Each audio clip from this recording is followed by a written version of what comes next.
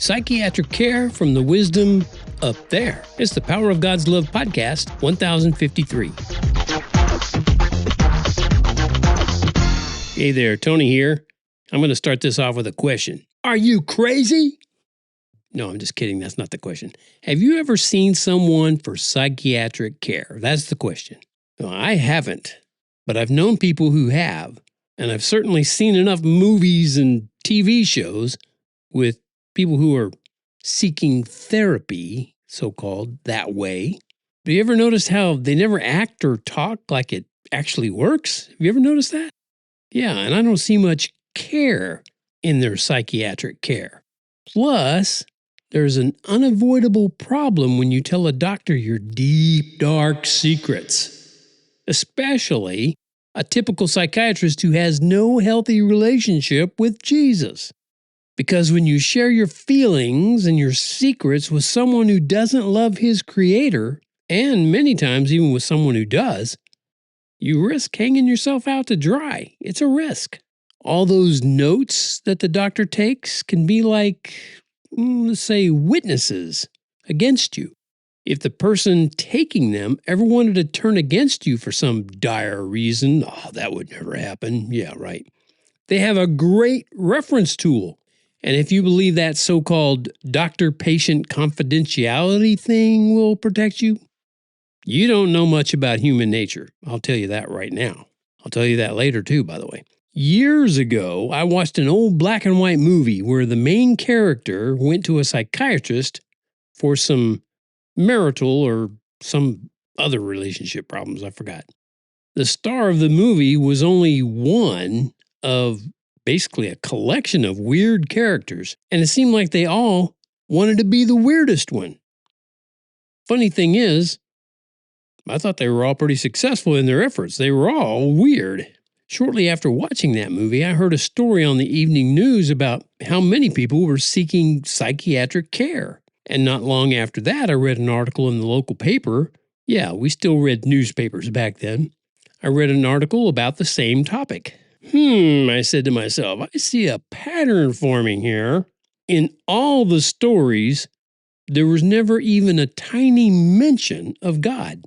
I mean, far from it.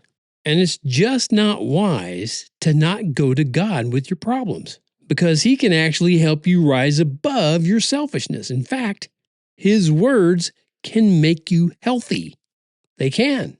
God should be your main counselor.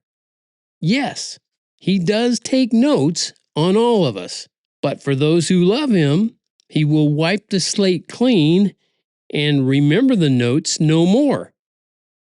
Why would you ever want to tell your story to a note taker who doesn't do that?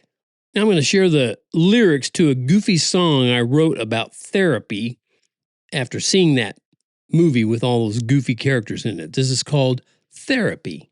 I can kind of remember the tune in my head, but I'm not going to do that to you. It's a weird little song. But anyway, it goes like this. I think I'm going crazy. I've got all the signs. My hair is wild and woolly. I'm reciting Shakespeare lines. My favorite food's granola, and I thrive on herbal tea. I think I'm going crazy. I could use some therapy. And I think my mind is slipping in and out of space. I had an out-of-body experience in another place. And some beings from Jupiter did experiments on me. Yeah, I think my mind is slipping. I could use some therapy. Therapy. Let me tell you all about it. Therapy. I need someone to relate to. Therapy. I'll sell my story to the paper. Therapy. I know you'll read it. You can hardly wait to.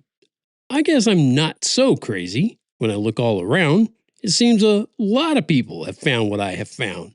And these days, it's so hectic trying to be first, to be the real bizarre one, to be the one who's cursed.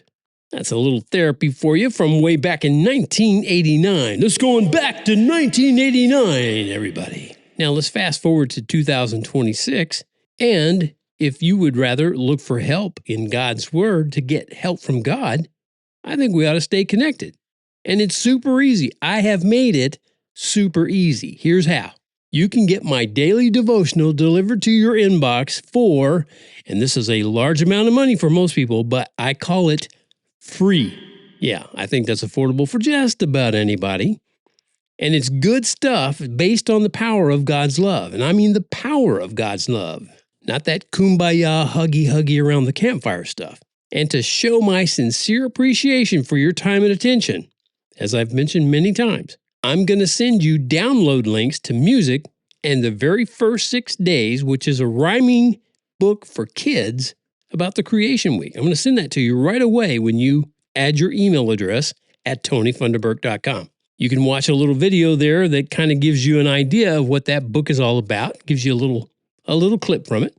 And kids from 3 to 103 can enjoy these fun goodies. I have that on good authority. Just add your email to the form that you find at tonyfunderburk.com and we can connect right away once you confirm. Well, that does it for this episode. Thank you so much for tuning in. It means a lot to me, and I'm not kidding at all when I say that. It means a lot, more than you'll ever know this side of heaven. As always, go out there this week, every day, and look for an opportunity to share the power of God's love.